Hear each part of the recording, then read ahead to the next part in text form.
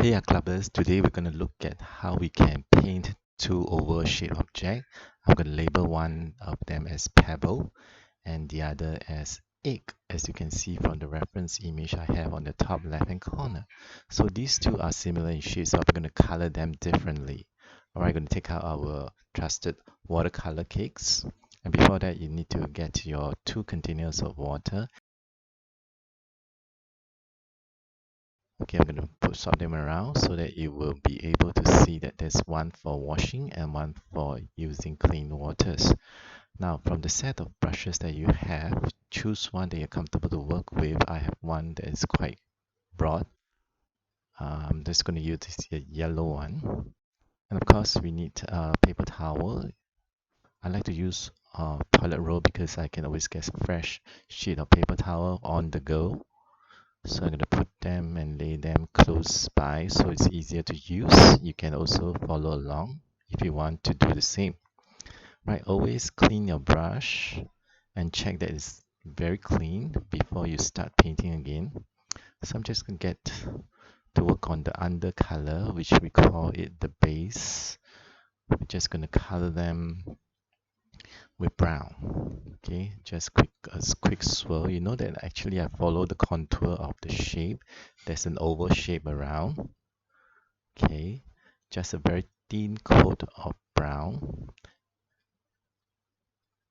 and let it dry. So you notice that for the pebble, I actually went on to 2 coats to make it slightly darker than the other one because I think for pebble it might look a bit more distinct if it's darker than the brown over there. Okay, so you notice that the brown actually turned out to be a bit more orangey and red. So I'm just going to mix the colors to make them look even closer to the actual color. So I'm going to use orange together with brown. So I'm going to wash my brush again, get clean water, get a whole of some orange. You notice I'm actually using the cover of my food container as a palette. Okay, test it out on the paper towel to see that this is the color that I want.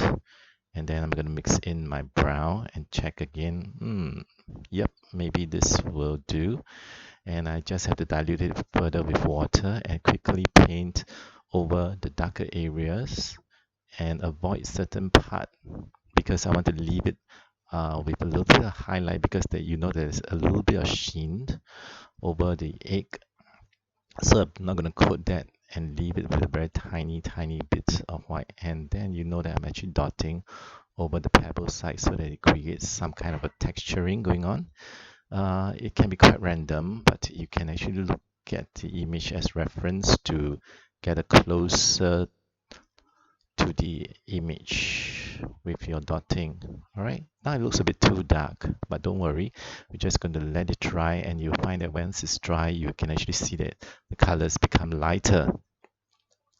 So right now, I'm going to wash my brush again, clean up the brush, and I'm going to get a little bit of black.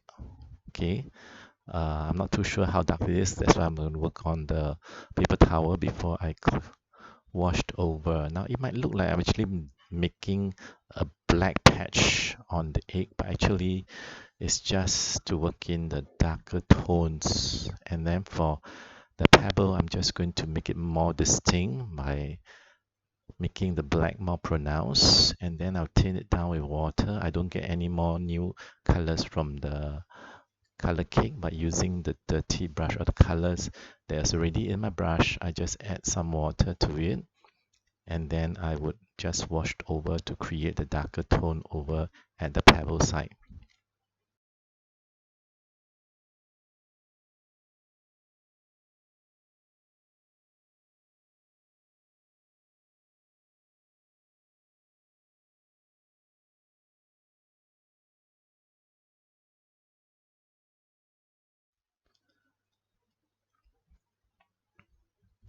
And then I'm just going to add in more dark areas. It looks like horribly I'm going to transform that area into very dark, so I'm just going to use a paper towel and then lightly blot out some of these black so that it will look like the surface is very rough. Okay, so with the remaining of the my black, I continue to add some water, and I'm going to just blur out some of these shadowy areas. Okay, I think I need to darken it slightly more. Test it out on a paper towel, or if you have another piece of paper, you can actually do the same. All right, I think that's good enough. So I'm now going to work in the shadow over at the egg side. You notice that the shadow over the egg side is slightly lighter than the one on the pebble. It's just a personal choice. I'm actually just going to show you that actually if you work on a lighter color, the image might look slightly different and less sharp. Sometimes you might want that to have a feel of a blurry watercolor effect, but this is not what you're going out for. Then you can go for the harsh shadow on the left hand side of the pebble, as you can see in the drawing I have here. So now I'm going to wash my brush and then clean up, get some more fresh black. Uh, and I'm going to test it on my paper towel. Okay, I think this is good.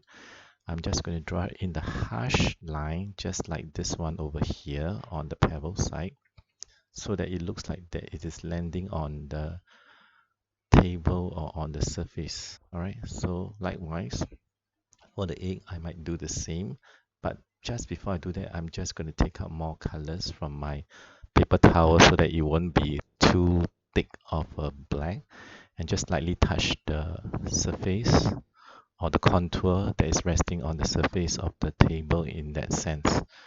Going to add some water to blur out that line so that it doesn't look too pronounced, to look very cartoony.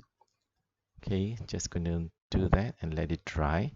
And once it's dry, it will look something like that, right? One very sharp, pronounced, harsh shadow, and the other more gentle and smooth outline. So you can have comparison which one you prefer, and you just go for it. All right.